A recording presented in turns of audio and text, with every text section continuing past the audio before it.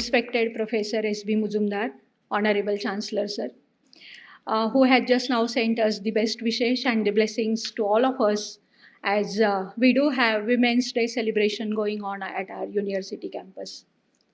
So all my mentors, esteemed invitees, participants who joined us from various colleges, colleagues from Symbiosis International University who are the users of statistics, some of the family members of Professor V.S. Huzurbazar, our supportive alumni, PhD scholars, staff, and most importantly, all my very, very passionate students.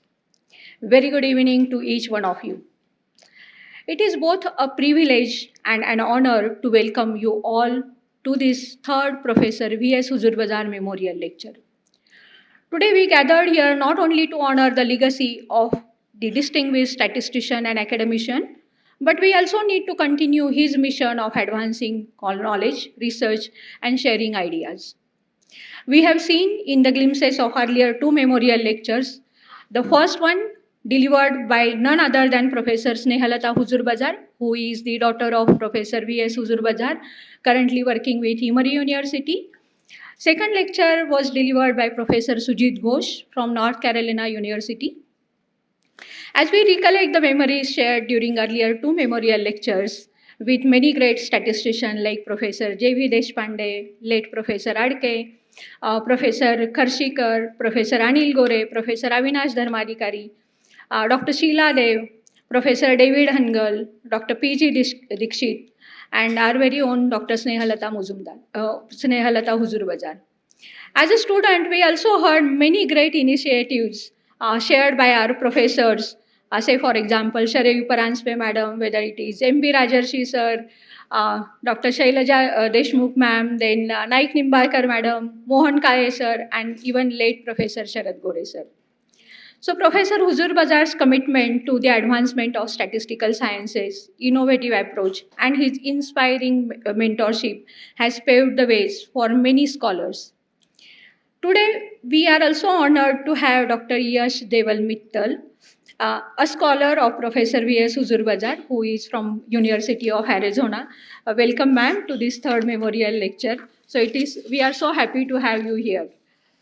So this year, we, Symbiosis Statistical Institute, is again delighted to have this third Professor V.S. Huzurbazar Memorial Lecture. SSI, a premier institute dedicated to the study of statistics and data science, has been at the forefront of providing quality education and research in the field of statistical sciences. Through our innovative market-driven curriculum, passionate faculty members, and strong industry connects with good research ecosystem, SSI has been nurturing the next generation statisticians and researchers. Thus, it is truly fitting that SSI is hosting this prestigious event in honor of Professor Huzurbazar, whose contribution to the field continue to inspire both students and professionals alike. Today, as we convene this memorial lecture, we are privileged to hear from equally towering personality who will be sharing his insights and reflections on very specialized topic. We are extremely fortunate to have today with us Professor Shripad Tuljapurkar, fondly known as Professor Tulja, as our chief guest to deliver the memorial lecture, a renowned domain expert from Stanford University. Sir, we are truly appreciating that you accepted our offer as an international visiting faculty to SSI. And not only that, you taught full course on stochastic forecasting of population to our students and shared many research ideas. That is something which is beyond our expectation. So we are deeply grateful to Professor Tulja for his contribution to SSI in many ways. Even we have conducted the Statistical Ecology Symposium. So I am very sure that today's lecture will foster meaningful discussions, spark new ideas, and strengthen our collective resolve to push the boundaries of knowledge. With this, once again, I welcome invitees, participants, my teachers, all colleagues, mentors, friends, user of statistics, and Professor Tuljapurkar and his family. Thank you all for being here to participate in this significant event, and I'm really looking forward. Thank you, each one of you. Thanks. Thank you, ma'am, for such a wonderful address. As we proceed to the lamp lighting, I request Professor Shripad Tuljapurkar sir, Professor J.V. Deshpande sir, Professor Anil Gore sir, Dr. Yashaswini Deval Mittal ma'am, and our director ma'am to join us on stage for the lamp lighting.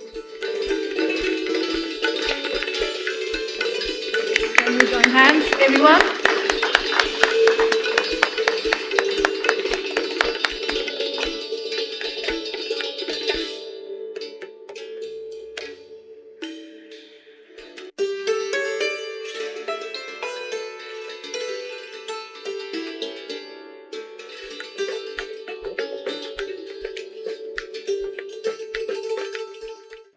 I now request our director ma'am to felicitate Tuljapurkar sir.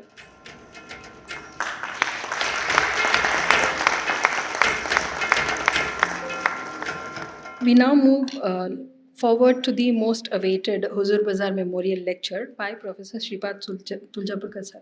Before that, I think I'll make a squirrel's attempt to put down what he has achieved in his life. It's going to be I may miss out on a lot, but please forgive me for that. Okay, encompassing his achievements of great personality was indeed a very big challenge.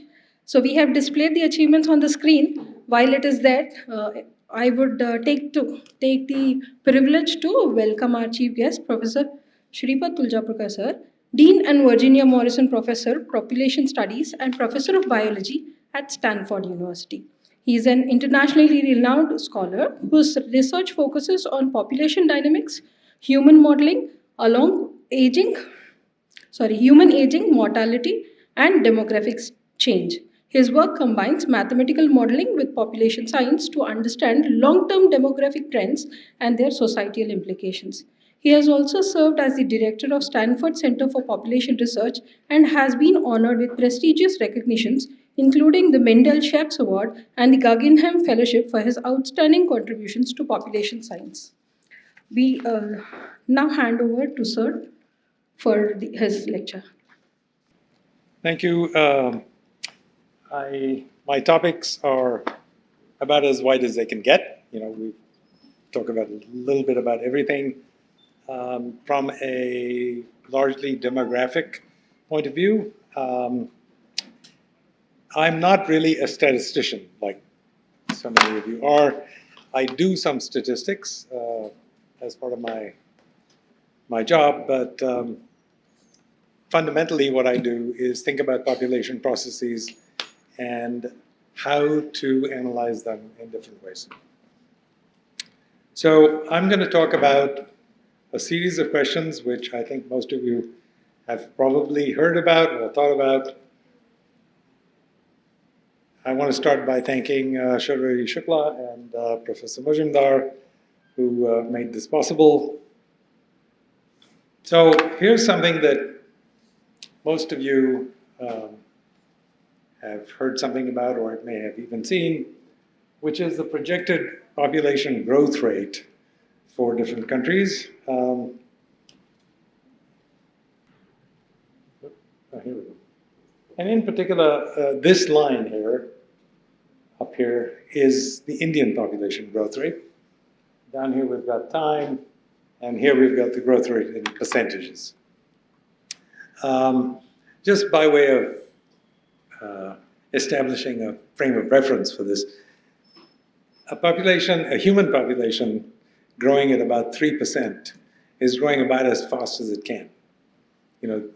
It's very difficult to achieve a growth rate higher than about 3.5%. So we've done a remarkable job of reducing the growth rate from something like 1.5% to about 0.5, and the growth rate is going to continue to fall. A contrast is often drawn with China, and this curved line is the line for China. And you will see that China now has a population growth rate of 0, and in maybe a decade or two, the population growth rate will dip.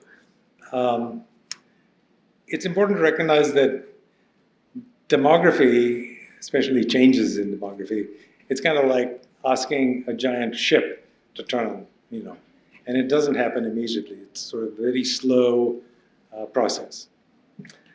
The thing that is different between these two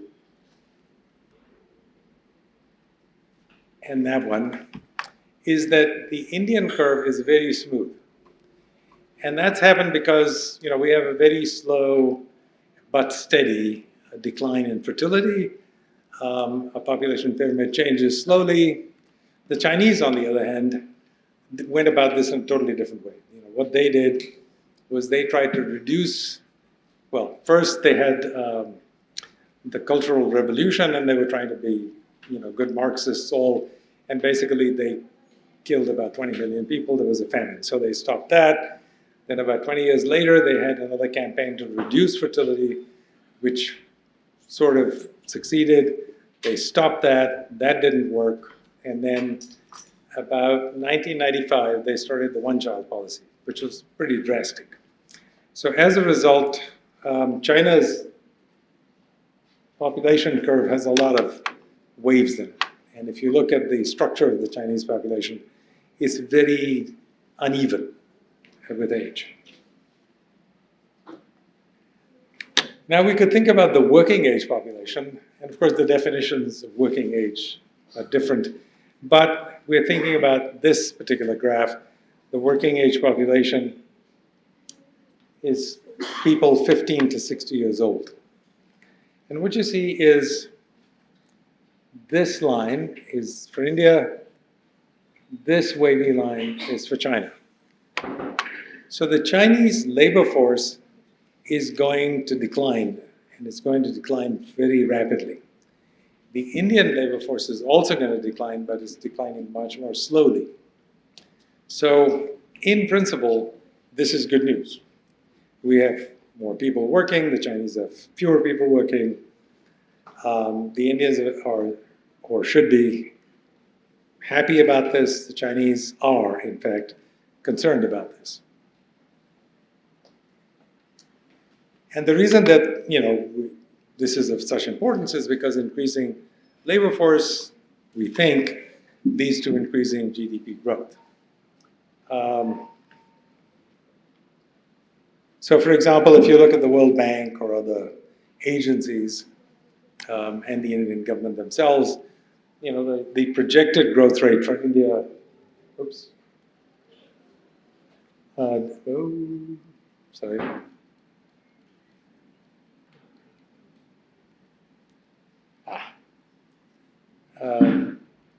it's gone up from, it used to be about 4%, which was generally called the Hindu rate of growth.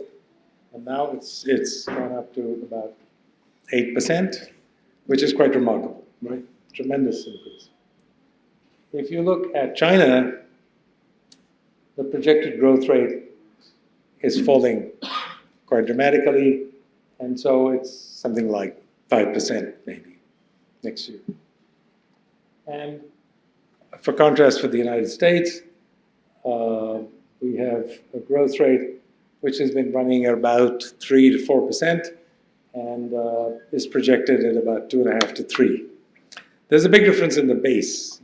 The U.S. economy is huge, the Chinese economy is big, and the Indian economy is getting bigger. They're different by about an order of magnitude overall. But nonetheless, we think, oh, this is great. However, this relationship, you can ask, is this always going to be true? And as economists know, there are a lot of buts. And India, of course, is taking steps to address these. And I just want to mention some of these because they are really important in terms of translating numbers in the labor force to numbers in GDP. So one of them is labor quality. If you look at the number of people actually attending college as a percentage of the total population, it's about 5% in the US, 4% in China, 3.5% in India. Given the size of the Chinese and the Indian populations, that's quite an achievement. 3.5% of a billion people is quite different from 5% of 390 million people. But it's still a smaller percentage, which means that the people entering the labor force have less education to contribute. And that's why continued rapid growth in college enrollments in India is very important in terms of the quality of the labor force.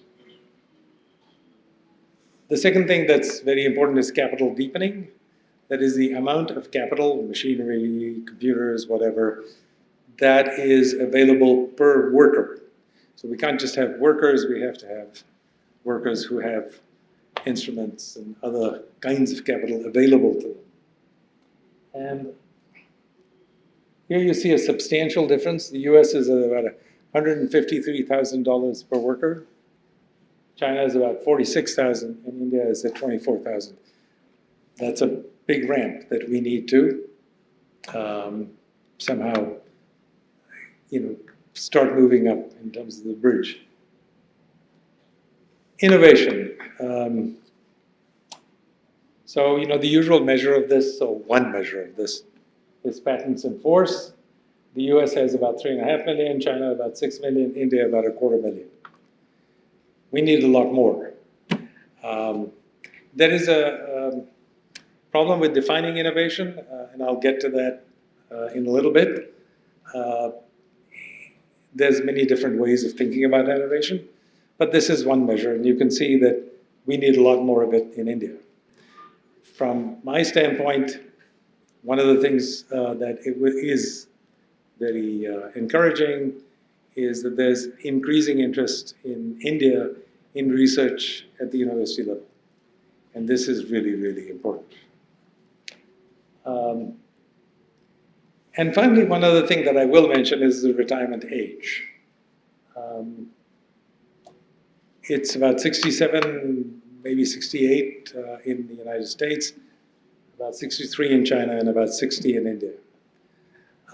Given that people stay healthy to much higher ages than they used to, it really doesn't make, to me, a lot of sense to ask these people to retire at 60. We can't afford it in the long run, and we are simply getting rid of a lot of invested human capital. So one way we can change that very rapidly in India is to boost the retirement age. And there are efforts on the way, but we need to accelerate them.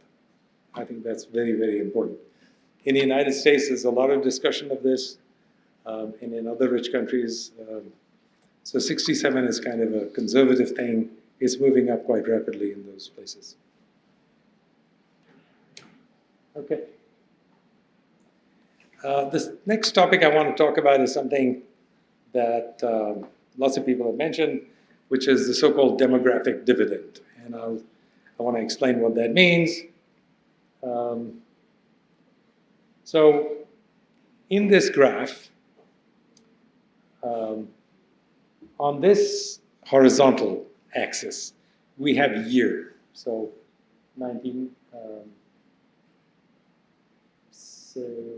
2000, 2020, and so on. And on this axis, we have a number, and that number represents the percentage of people who are dependent on the working people. And the reason we are interested in this is because the working people make the money. They have jobs, they get salaries, they take them home, and they pay taxes. One of the things the government does is it takes those taxes and it distributes them to old people in terms of pensions and other things, and it distributes them to young people by building schools and hiring teachers and stuff like that. So there are two kinds of dependencies, young people and old people. And we are looking at the total here. And what you see is that in China, as the fertility fell, the number of young people declined. And then eventually, people started living longer and longer, and so there were more and more dependent old people. So there was a decline at first in the dependency, and then an increase. And I have to put on my glasses. You can see that the minimum here was about 2020, which is about 5 years ago. And fast forward to India, so now we look at the same thing, total dependency, which is number of kids and number of old people divided by the number of working people. And we see a similar kind of thing. It falls and then rises. But this minimum is around 2040. We are in 2026, so it's about at least 10 to 12, 15 years away. That's great. So what does that mean practically? What it means is that we have to spend less money in India because our fertility has gone down, we have fewer kids. And our old people are living longer, but they're not living as long as they will be in 10 or 15 years' time. And as a result, we get a potential dividend. This is the demographic dividend. But there's several problems with the demographic dividend, and I want to talk about them. Issue number one is there's an uncertainty about the dividend itself. If you look on the web, you see these kinds of curves.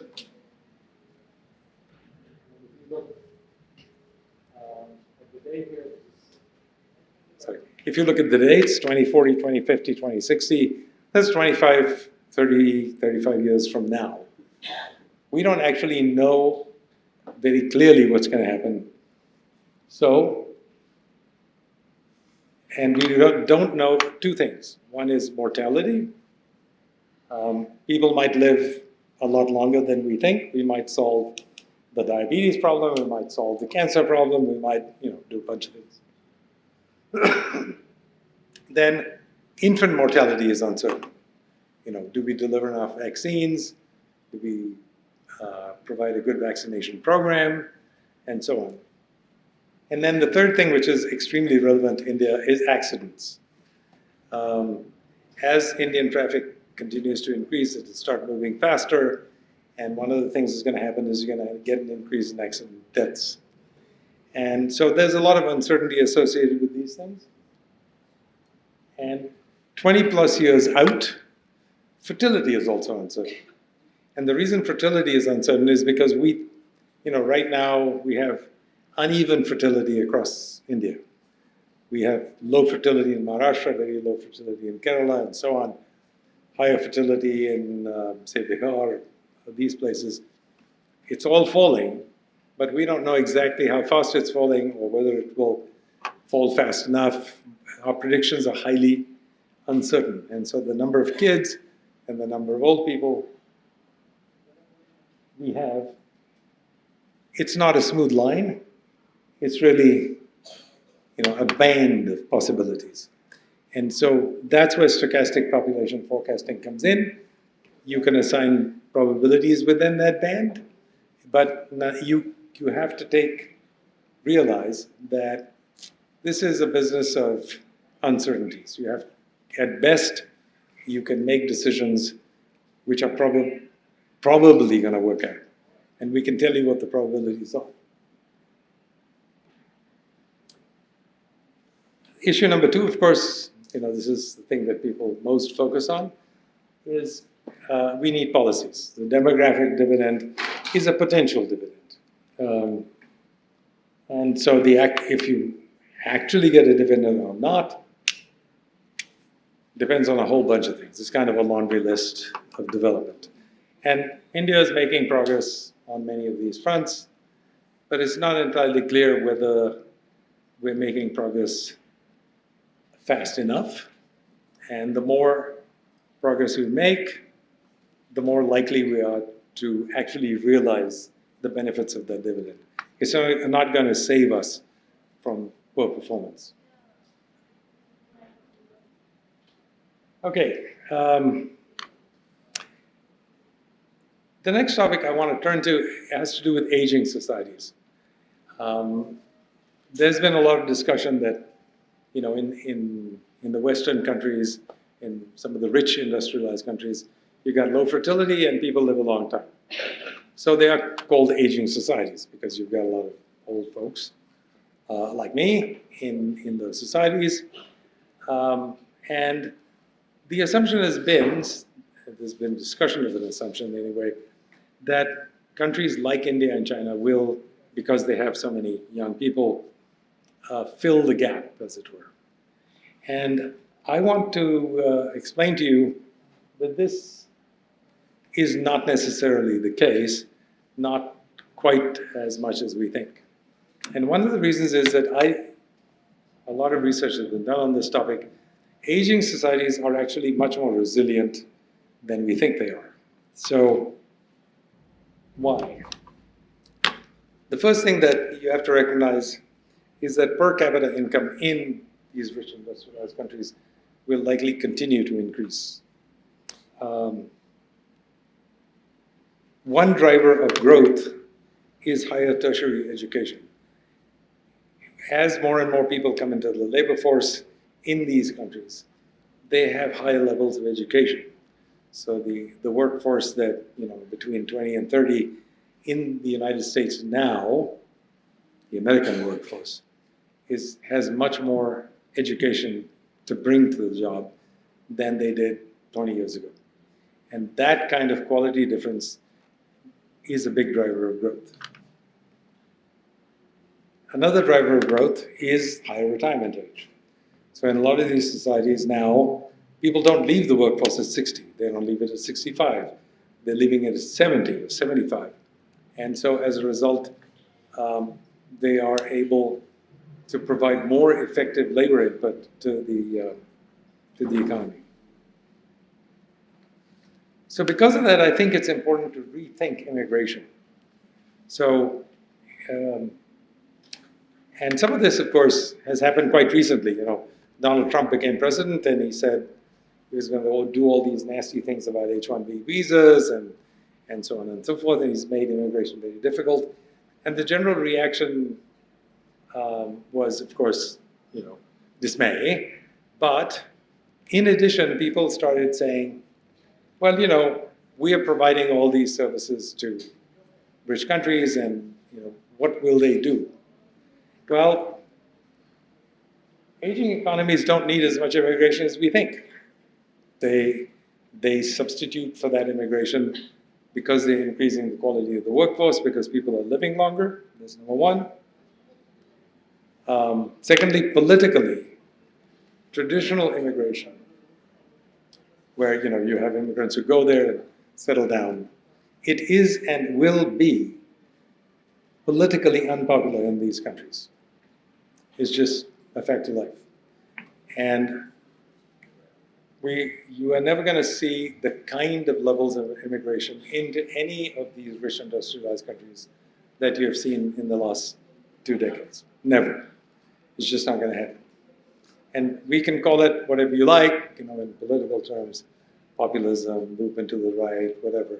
But these are all important trends that fundamentally there will not be immigration at these levels in that same condition as before. So how do you respond to this? Well, short-term migration is a very good response. We've already seen that in some sectors, for example, in the United States, in the agricultural sector. You have people come in, they spend 6 months there, they harvest fruit, they do this, they do that, specialized tasks, and then they leave. And we'll see more and more of that happening in the United States, except at a different level. So we'll have engineers who go there and work on a specific contract. We've had that before. We'll just see a lot of that again. And we need more of it, not less. Temporary worker visas. People going in for just a year or 2 years or something like that on a contract, coming back. This is a problem in many ways, but it's also a benefit in others. And finally, technology transfer. One of the things the Chinese did really effectively was they got people to come in, manufacture stuff in China, and they learned how to make this stuff. And that's technology transfer. You basically learn how to use different technologies to make things, cars, plastic bags, whatever. And we need to do more of that. We need more technology transfer. Basically, we need to get stuff from abroad. I mean, one of my pet examples is jet engines. Now, I left this country in 1972. And in 1971, I was at the Indian Institute of Science as a science talent scholar. And I spent a summer there, and I talked to some of the supposedly most brilliant minds in aeronautics. And I said, why don't we have a jet fighter? And now, fast forward, it's 2026. I've been out of the country more than 50 years. We still don't have a jet engine. Why don't we? If we need to steal a jet engine, that's perfectly okay. We can build an atom bomb. We can put a man on the moon. Indians can do tons of things. Why can't we steal the secrets to make a jet engine? We can. Let's get on the job and do it. So the other thing that I want to talk about is inequality. There's been a lot of work on this. And this is one view, which is associated with Kuznets, who is a famous economist. And what you see here is on this axis, you have the average human well-being. And on this axis, you have the median. And so what's the difference between average and median? So average, to give you an example, let's suppose that in this room, all of us are sitting here and we're making some amount of money. And then Bill Gates walks into this room, right? So if Bill Gates walks into this room, he's sitting at the back, and he makes, $1 trillion a year or something, the average income in this room will suddenly go up. Are we going to be any better? No, we're not. Because the median income, which is the most probable income in this room, has not changed at all. It's really, whatever it is. And so what Kuznets thought was that as development proceeds, the average human well-being goes up because, we're developing, we're getting bigger houses or better roads or whatever. But the median income is much below the average of this because you've got some people who are really rich. Eventually, everybody is getting closer to being rich. This was the optimistic point of view on inequality. A more recent point of view on inequality, which is associated with an economist called Thomas Piketty, is, it doesn't actually work that way, and maybe we are just destined to be unequal. And we don't actually have an answer to this question. Economists say a lot about this, but fundamentally it's not clear what level of inequality we're supposed to have. We should have some, right? I work in whatever field, and I want, to have in this city or in this country or something, a few rich people, because I'm thinking, okay, maybe I have a son or a daughter who will become rich, right? And so I think a certain amount of inequality is good for aspiration. But we also think that inequality is bad because you've got incredibly rich people who are spending money on, building towers in Bombay or something, and not sure that that's contributing anything. So here I want to show you some data. And there is some data on India, presumably, but this was very recently published in data on inequality in China. And they've conducted some interesting surveys. This is time, and here is a measure of inequality. If that measure of inequality goes up, things are becoming worse in terms of inequality. If it goes down, things are becoming better in terms of inequality. And all I want you to understand is, if you look at these things with letters associated with them, they're different surveys in China. And they've been conducted in different years. And what they show is the Chinese inequality has been going up. And so, this is presumably responsible for some of the policies of the Xi government and so on.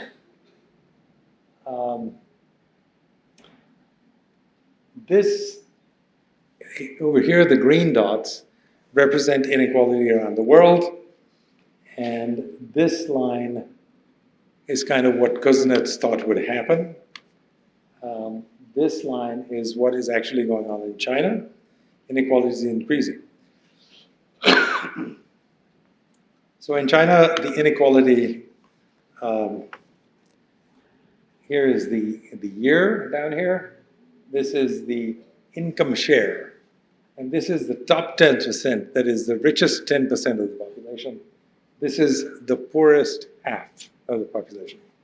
And you can see that in China, it's the half of the population is making about 15% of the national income. That's the bottom end. The top end, the top 10% are making about 45% of the income. In India, inequality is worse, actually.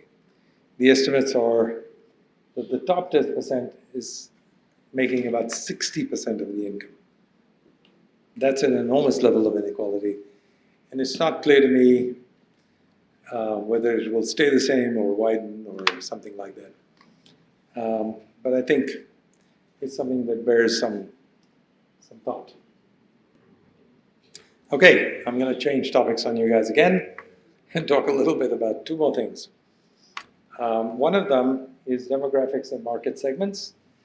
And, in many countries, these generations are split out. So Gen Z, which is 10 to 25 years old in 2022, millennials, 26 to 41, Gen X, and boomers. So the boomers are the old geezers like me, and then, about every 10 years. And in most countries, fertility has been going down. And so in India, for example, you have about 400 million people in Gen Z, and then Y and X are quite small, and then you've got a lot of boomers. And this is reflected, I'm sure, in the age structure of the people in the audience here. You see a lot of these kinds of analyses by commercial companies. They want people to spend money, and they find that Gen Z is very keen on spending money. The young people, they want to spend money, they're very happy to buy all kinds of consumer goods, and so on. But I want to think about the other end, which is the market for the older age segment, which is people 60 and over. And so actually in India, we'll think about 58 and over, and there are about 450 million people. That's a lot of people. And old people actually use the economy, they use parts of it, they use products and so on. And they're very keen to have these products, and they're quite willing to spend money on them. Their spending differs from that of young people because they're spending it on different things. So one of them is social media. Old people are actually quite avid users of social media, but it's very different patterns of usage from that of young people. So I think there's a tremendous amount that can be done commercially to actually satisfy the needs of older people. Healthcare, gyms, and trainers. If you look, there's a lot of interest now. You have a lot of gyms in India, in Pune, for example. You drive around and you see gyms. And all of those gyms have pictures of, very fit young people with big muscles and so on. But in fact, that's great. But people of my age also need gyms and trainers and so on. It's just that we need a different kind. We're not going to become muscle men or anything, but we want to stay fit. We want to live a healthy life and so on and so forth. So I think there's a tremendous amount of demand for trainers and gyms and so on, which focus more on people 60 and up.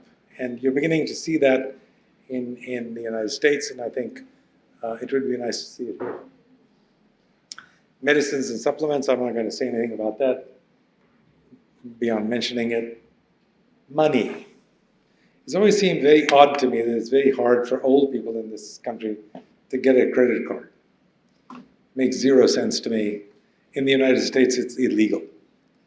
And in this country, it ought to be illegal. There's absolutely no reason whatsoever that you shouldn't give a credit card to an older person.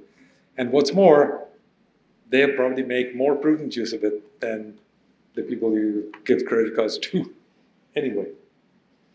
And then the final thing I want to mention is devices. You know, that's a huge market in the United States, and it'll become a big market here. Wearables, you know, things. One of the biggest causes of problems with the elderly population is falls. Well, the wearable can detect a fall. And walkers and wheelchairs and so on, extremely useful.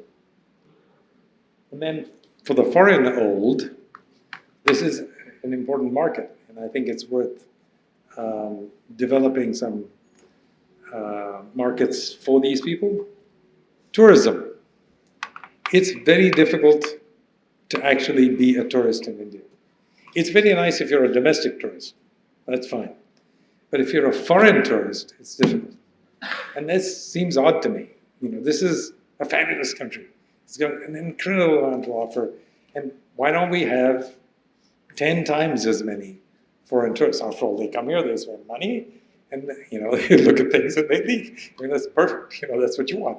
You want all these kinds of things to happen. The other thing which we can offer and which I think needs more systematic development is medical tourism. In most countries, rich countries around the world, medicine costs a lot of money. If you want to get your hip replaced, you want to get, you know, a pacemaker put in or something like that, you can fly here, you can get it done, you can stay at a hospital, people will take good care of you and give you good food and sort of gently put you back on the plane, and the whole thing will set you back 1/10 of what it costs for an operation in the United States. And we have everything. We've got the doctors, we've got, you know, the works. It's just that we don't have the logistics. We don't offer it. And if you open a newspaper in the United States, you won't see an ad. I want to see ads from Indian companies which say, $1,000 for your hip, you know, and then, you know, just for whatever, $10,000. You just fly over here and get it done. That's, you know.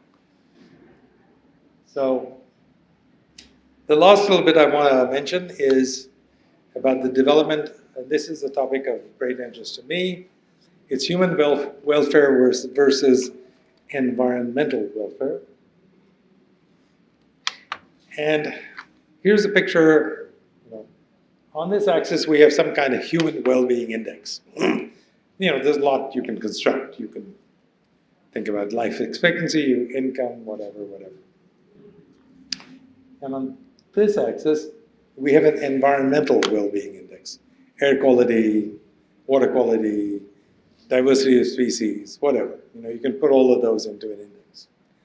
The usual picture of development is that humans are going to be better off, the development of human well-being, but in the process, the environment is going to get worse. So we're going to go that way first. We're going to get richer, and you know, everything's going to get worse in the environment. And then the humans are going to get rich enough over here, and at that point, we start worrying about the environment, and we start taking care of it, moving in that direction. And this is what has happened in many countries around the world. We now think of Japan as an extremely developed country. But I've been to Japan in 1976, you couldn't see across the street. Well, in Pune, you can't see across the street in many streets. And they cleaned it up. You know, so they followed this trajectory. And, you know, we have, part of the reason for this trajectory is that we are worried about, you know, our biodiversity. So I'm just going to use the tiger as an example. And so the way we protect tigers is we create reserves. And of course, we have increased protection. Anil Gore here has worked on interesting aspects of protecting tigers before. You've got legions of rangers, so you've got jobs, everything very nice. You've got, you try to relocate the villagers, and then you're protecting the forest as well as the tigers, so everybody's happy, right? But on the other hand, you've got development going on, development conflicts with the preservation of biodiversity. And we need a lot of development. We've still got a lot of too many people living on very low incomes. We've got problems with electricity delivery. And so, on the one hand, you've got 100 million poor people and you've got 3,000 tigers. We need to strike a balance. And so maybe what we can do in India is actually provide a new model where we are able to increase human welfare while also increasing the welfare of nature as a whole. And we're struggling with this. In some places we succeed, in some places we don't. But I think it's very important to try and think of this kind of trajectory. What does it take? How can you develop these new models? And things of that sort. I think that brings me to the end of my talk. So I'd be happy to have any questions or discussion. Thank you very much, sir. We will now proceed with the Q&A session. I request volunteers to be ready with the mics. May I request you to specify your name and affiliation institute before posing the question. Yes, over to you, sir. Is it on? Good evening, sir. Hi. My name is Shruti Reddy, and I'm from Symbiosis Statistical Institute itself. Something you said really piqued my interest, especially as a younger person from the youngest generation that was displayed there. You said that the older generation uses social media in a way that's a little bit different. We mostly use social media to connect at best, and at worst to doom scroll, and I would say ignore our feelings a little bit.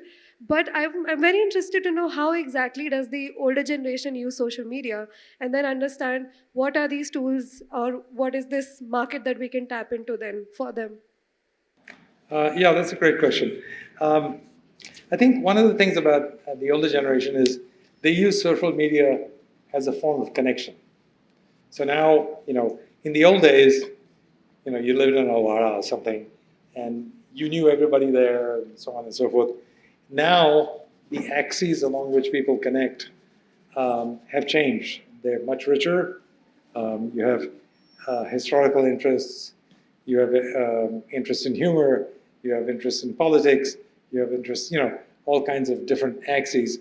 And old people use specialized sources of information on social media.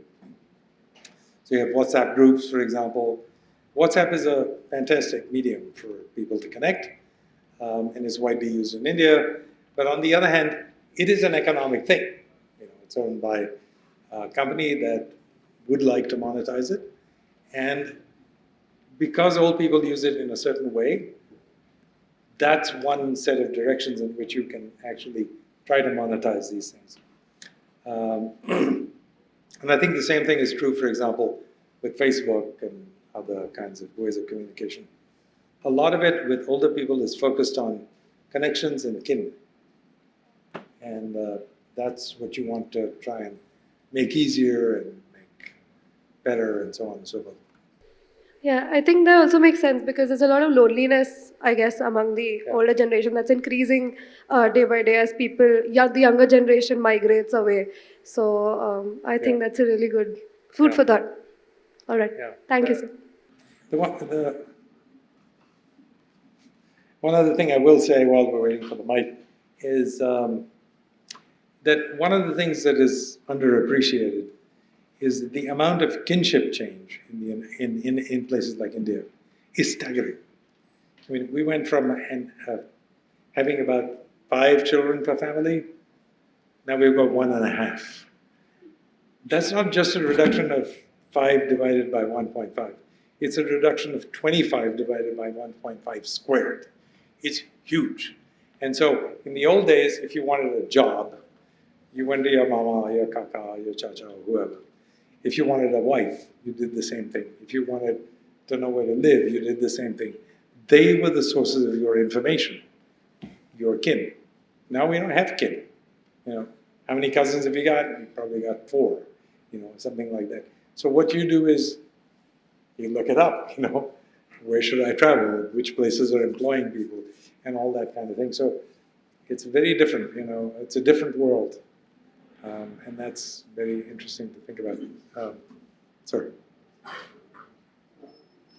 Myself, Madhusudan Adike, you have showed the inequality measurement by Gini coefficient.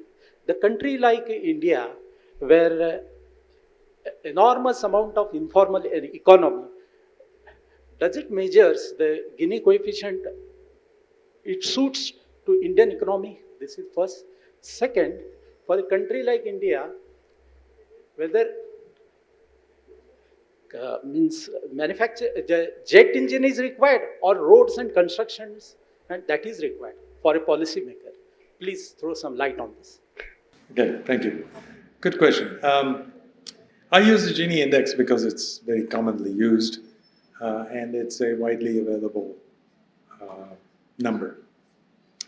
As you know, there are problems with the Gini index, but you can look at different forms or different indices to measure inequality. You can look at, you know, the purchasing power of different segments. You can, you know, look at lots of different measures, and they broadly tell the same story, which is that in the course of development in both India and China, inequality measured in any way you like is going up. Now, in terms of the choices that we want to make, do we want jet engines or do we want roads? And the answer to that question is probably both.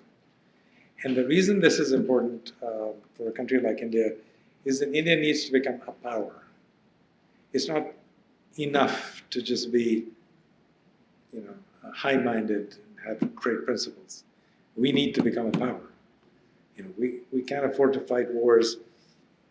You know, we had a war with Pakistan. Pakistan is nothing compared to us, right? It just doesn't make any sense that you can't do this in India. That's why I mentioned jet engines. I think it's very important. We need them. We need carriers. We need, you know, we need to be able to dominate the Indian Ocean. It's our ocean. Good afternoon, sir. I am Varsha Singh from Symbiosis Statistical Institute. Sir, my question is, many developed countries, they have an aged population. So what mechanism or policy should they adopt to remain economically resilient, even though that their working population is shrinking? You're talking about the rich countries? Or the poor? Yes, sir, developed countries, the rich countries. So it's basically what I've been talking about, which is that these rich countries have aging populations for 2 reasons. One is people are living longer, and the other is they are having fewer kids. And I think the same thing is happening here. And eventually it'll happen here for the same reasons. You know, the percentage of each cohort, or you know, that's getting older, that wants to get married in the traditional way is declining, and fertility is falling, and so on. That's not necessarily a problem, because you can make up for it with education, and you can make up for it with changes in the retirement age. So there's a lot of things you can do to keep the economy growing substantially. Eventually, of course, it'll catch up with you, but by then, of course, I'll be dead. So.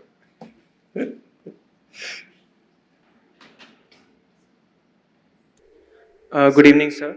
I'm Paras from Symbiosis Statistical Institute.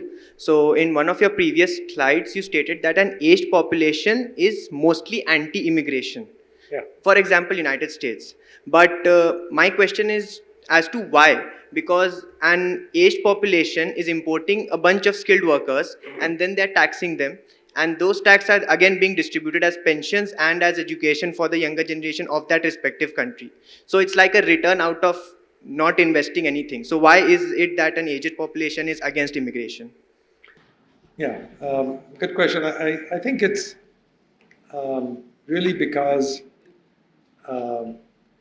number one, I think that from the immigrant's point of view, there is an overestimate of the importance of immigration to, say, the U.S. economy.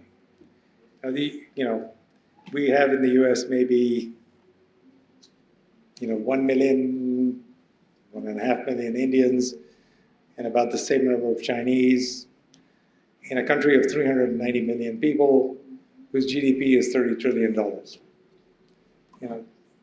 The Indian contribution to that is minuscule. That's number one. So they don't really care about the taxes that you pay. Number two, everybody pays taxes over there, and the government budget is probably about $10 trillion. The taxes contributed by the Indian immigrants to that system are not huge in a relative sense.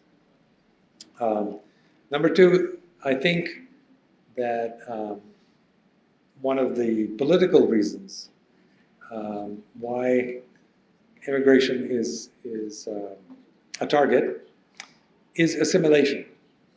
So we now have communities in Indian communities, Chinese communities, well, Chinese a little less, but we have very focused Indian communities, where the Indians basically talk to each other, and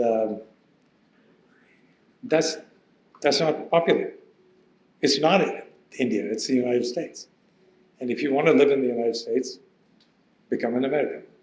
And if you don't want to become an American, don't stay there. That's basically it.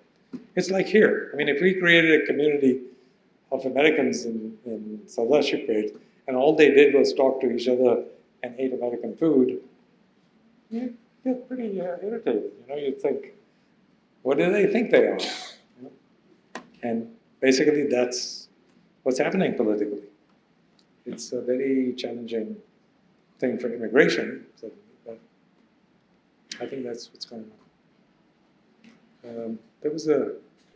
Good evening, sir. I'm Parvati, a first-year student at SSI BSc. So first of all, thank you for this very insightful talk for today. My question would be, with the advent of AI, what changes would be brought about in demographic dividend and the growth boost? So for example, a smaller country having an aging population, so if they're good at managing AI and handling AI for automating stuff, would they be able to grow faster than the other countries who are having a youth bulge? Yeah, so the question is, what is the impact of AI? It's obviously one of the greatest sources of uncertainty. We don't know. And you read all sorts of people, experts weighing in on with different positions. Some think it's going to change the world and some think it's not. My own view of it is that AI is sort of an incremental technology. It's much like, we've had so many revolutions in the last 100 years. Electricity, cars, railways, planes. Is AI going to have a greater impact than any of these? I don't think so. The computer, for example. I think AI is extremely powerful for certain domains of information. So AI would be extremely effective in certain kinds of say, reading X-rays, or writing very basic code. Can AI write clever code? No. We can write clever code. And if we write it, then we can teach AI how to write it, and then they will learn my tricks for writing clever code. But they're not the same as her tricks for writing clever code or yours. And so AI doesn't really know anything until you teach it. And then it can simply summarize stuff. And so I think it will have a tremendous amount of effect on a lot of low-level functions. But I don't see any particular reason why it's going to have a gigantic effect on anything. Hello, sir. My name is Jagdish Chaudhary. I am a retired IT professional. You are talking about the environment well-being index. So what I feel is the corporate aspiration for a continuous quarter-by-quarter growth do not typically go hand in hand with the environment well-being. So you are referring to some model which we could possibly adopt, where we could have a smooth curve, like despite having the human well-being, still we achieve the environment. Yeah. So do you have any thoughts on what possible model we could look at in this regard? Yes, I mean, I think that some things we could certainly do. For instance, one of the things that the Indian government has done, maybe in the last decade, I don't remember exactly, but they have this requirement that corporations spend a certain amount of the money they make on social causes. Well, that's money we never had before, and so it's wonderful. We should use it. We can get them to pay for environmental protections of various kinds. The second thing is, like at Symbiosis, we have a study that is done quite recently on the distribution of parks in the city, and it turns out that when we develop the city, we don't really think too much about the greening of the city. But that could be made a requirement. Why can't we say, okay, if you're a developer and you're going to buy a piece of land, you need to build a park next to it. In the United States, that's a requirement. Somebody buys 20 acres, they have to set aside an acre with a park in it, and they have to agree to maintain that park for 10 years. That's required, and we should do the same. And so we can, but instead of doing it like in the US, after you become rich, you do it now. You do it when you're still in the process of development. And I think, we do a lot in terms of protecting trees, but we need to do a lot more. So in India, I mean. So those are the kinds of fairly small things in the way we structure urban development that will really change the urban landscape and make it greener. And once you start doing that, once you have a lot more parks, you have a lot more green space, the air will become cleaner because that's what trees do. They are carbon sinks. They clean the air for you. You just have to put them there. Hi, I'm a computational biologist, so maybe a bit out of depth, but I was fascinated by your point about the demographic dividend, which I think one of the other questions also related to. I was wondering if you could dwell on whether you think the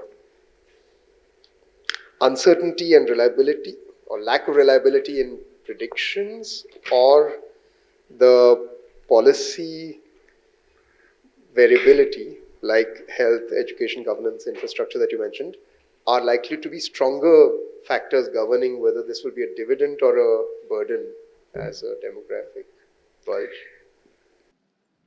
Good question. I think on the demographic side, the uncertainty is actually quite large. I think that fertility in India, for example, which is falling, is going to fall much more rapidly than anybody imagines.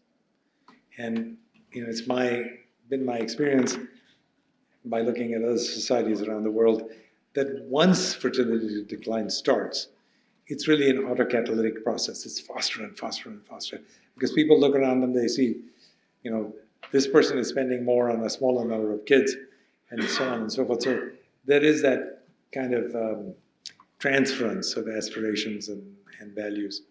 So I think that's a huge uncertainty. What will happen to the young dependency ratio? That will only help the demographic dividend. But then you've got the other side of the coin, which is, what happens with older people. And I think there is still a huge difference between how well older people do in Indian cities, where they have hospitals and access to medical treatments and so on, as compared with how poorly they do in the countryside. India still has, 50 to 60% of its populace living in the countryside, and they don't live that long. I mean, life expectancy in India, 67, 68. That's ridiculous, in this day and age. In China, it's 77. In the United States, it's 78. And China went from 67 to 78 in about 7 years. We should be doing the same. That was just, our infant mortality rate is still very, very high. Not in the cities, but out there. And so I think there's a lot of uncertainty about that. Policy-wise, yeah, we're doing a lot of stuff that we should do, and it's just, can we do enough of it? That's always, the challenge. Good evening, sir. I'm Archita from MSc SSI itself. Sir, in the graph that you showed, in the inequality graph, that the top 10%, it is tending upwards and the top below 50% is tending downwards. So in the middle, they decreased for a while and then they are increasing. What kind of situation was it that they decreased in the middle? And secondly, my question is, does that essentially conclude that the rich people are keeping on getting richer and the poorer people are still poor? Yeah. So one reason that I think it decreased initially is because both in India and China, the economies were really doing poorly for some period of time. And at that point, the economic takeoff hadn't occurred in either country. And so there was a compression. Everybody was sort of miserable. Now what's happened is there's been a big takeoff. And as a result of that takeoff, the rich are getting richer. That's how capital works. You have capital, you invest it, it begets more capital. And then you invest that and so on and so forth. The question is, to what extent can you transfer that to other people? And I think, that the government has a big role to play in that. And so it's always a big question, and we have a lot of economists here who think about these things in considerable detail. And so I don't actually know. I think the answer depends very much on context. What we do know is something about the extremes. So we know that the Soviet Union, which was a dedicatedly Marxist society, which in theory was supposed to make everyone equal, it just failed miserably. And so that ain't the solution. And in India, we have a booming economy, but at least we've got a booming economy. So is it better to be poor in a booming economy or poor in a miserable economy? I think the answer is it's better to be poor in a booming economy. But, Can we make this the last question, sir? Okay. Hi, I'm Chetan from NCL. My question is that all these theories are mostly developed in roughly homogeneous populations, and with good measurements. In India, neither is really true. There's a lot of disparity, as you have pointed out, and a lot of economic numbers are not measured. So, for example, a substantial, I think about 7 or 8% people are in the income tax regime. So a lot of, it doesn't mean that the other 90 do not earn any income. So are these numbers that you presented, do they account for such unmeasured quantities? I mean, is there a way to estimate them? There is also allegedly at least a very large parallel economy that goes on. So all these things, how does one factor in both in order to make rational policy decisions? Very good question. The question was, can you accurately estimate the distribution of, say, income or any other quantity in a country as diverse as India?